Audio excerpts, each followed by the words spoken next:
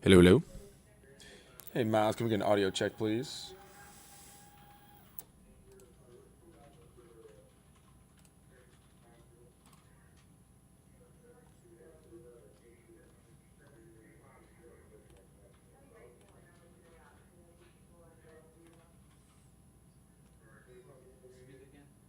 Testing, testing, audio check, check. 1, 2, 3, 1, 2, 3. No audio? Okay, perfect. All right, well, I've been told you guys can hear me, which is kind of all we need, I guess, to see me as well, but I definitely know you guys can see me.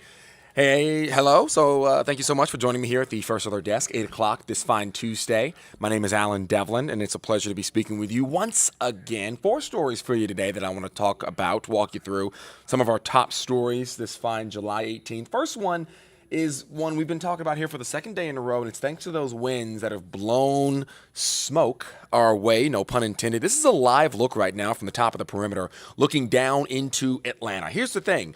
You actually can't see Midtown or downtown Atlanta in this shot, and you normally can. You're looking at Buckhead, right? So this is looking south down into what would be our 2 skylines, but the only skyline you can see is the one that's a couple miles closer to the Sandy Springs area. This wildfire smoke has been ridiculous here for the past 2 days. It blew in from Canada. Yes, they still have fires that are burning in the Canadian area. This drone video was taken earlier this afternoon from our chief investigator, Brendan Keefe. He put the drone out, put the camera out. You can barely tell which city this is. This is how bad it was. And it has gotten better here in the last couple of hours, but it is not in a phenomenal position at this point as far as where it was before we were in a code orange when it comes to air quality. But don't worry, we're going to have continued winds that are going to continue to blow this stuff out of the way. I'm going to have Chief Meteorologist Jennifer Valdez was talking about it a little bit earlier. And we wrapped up what you need to know about what is dangerous and who is at risk going outside. Take a listen. A special get-together that looked a little different in Dan Deming Haynes' mind. Wearing masks indoors and outside we were fine. Now it's indoors are fine, outside let's put a mask on. After traveling hundreds of miles to get together, they found a way to deal with the unescapable smoke. Like we came down 75 and the Midtown skyline was almost lost to the clouds. This is a look at the Atlanta skyline on a clear day. This is what it looked like on Tuesday. The same haze in Augusta. Across the state, smoke from wildfires in Canada have created smoky and unhealthy conditions. The Environmental Protection Agency warns that smoke particles are small enough to enter into your bloodstream and your lungs. Short-term exposure could lead to allergies.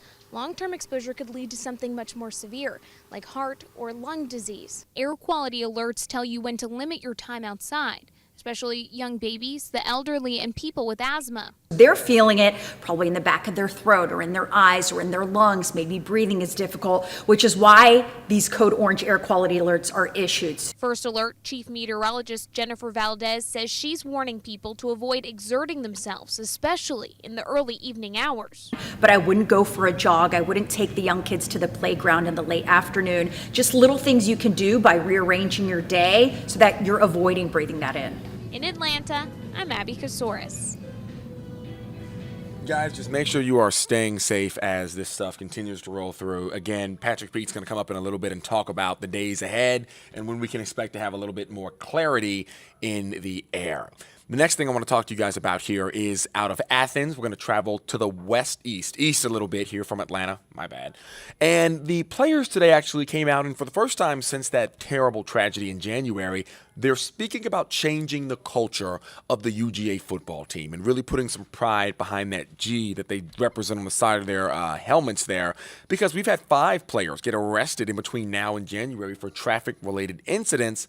They say that is 5 too many. A lot of guys spoke out to make sure that we got a handle on the things. Lineman Cedric Van Pran said UGA football players are now holding themselves accountable.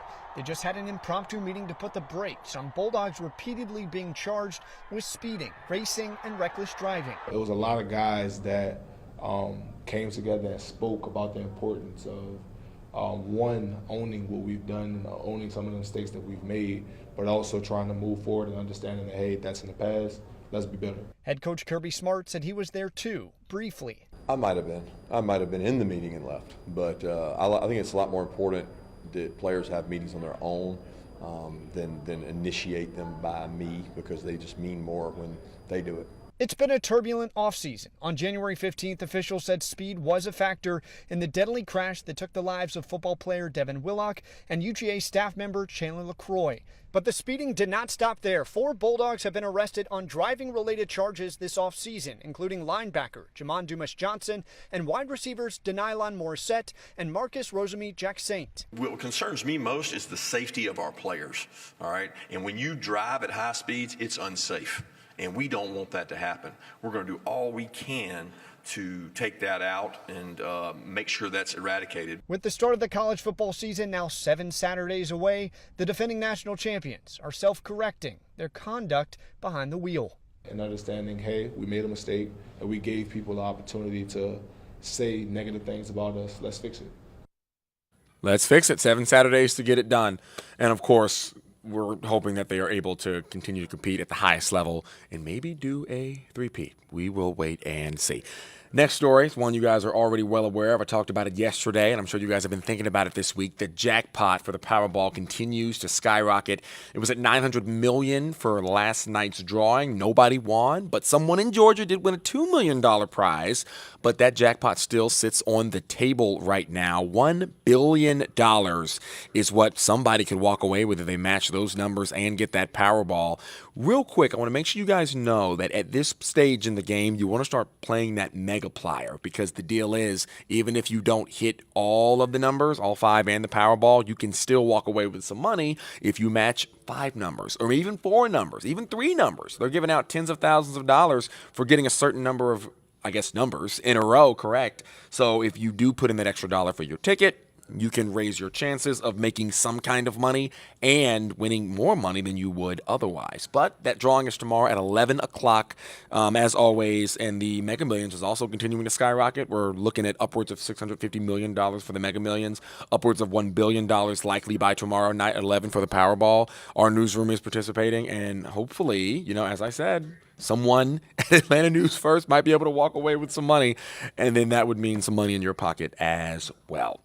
That's all I've got for you guys here today. Thank you so much for joining me. I'm going to now bring up meteorologist Patrick Pete, who's going to be talking about what was an interesting day in weather today and what hopefully will be a little better day tomorrow when it comes down to this haze we're dealing with. Patrick.